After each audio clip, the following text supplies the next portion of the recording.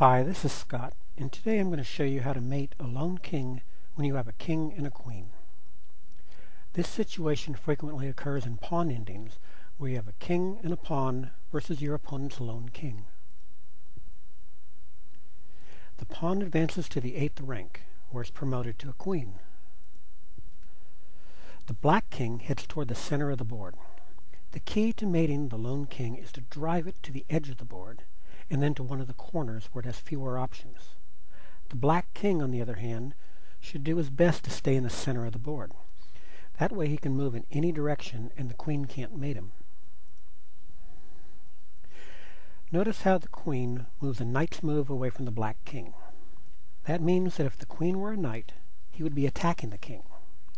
That's the key to moving the black king into the corner. The queen must be a knight's move away. That's 2 squares down and 1 square over from the black king. This limits the black king's options, and he has no choice but to head toward the corner. The queen stays a knight's move away from the black king. Notice how the black king is being forced to one edge. Continue staying a knight's move away from the king. Now he's trapped on the edge, and he has no choice but to head for the bottom left-hand corner. Keep driving him into the corner. Now this is a very important position. The queen must not move any closer to the corner. If the queen were to move to the b3 square, the black king would have nowhere to move, and the game would be a stalemate. We haven't come this far to only get a draw. So now it's time to bring the king in. You see, no matter how hard you try, it's impossible to mate the black king with only your queen. You need the king's assistance. The white king starts moving toward the corner as the black king helplessly shuffles back and forth between the only 2 squares that are available to him.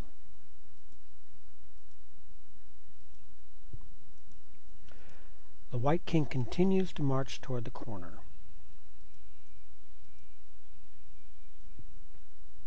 Now we go in for the kill. And there it is. Checkmate. That's all there is to mating the lone king with a king and a queen. Just remember, first drive the opponent's king to the edge of the board, and then to the corner by staying a knight's move away from his king. Second, after you've driven him to the corner, don't stalemate him. Leave him 2 squares where he can shuffle back and forth. And finally, bring your king in to help. It takes both your king and your queen to checkmate your opponent. Now that you know how to mate your opponent with a king and a queen, practice it.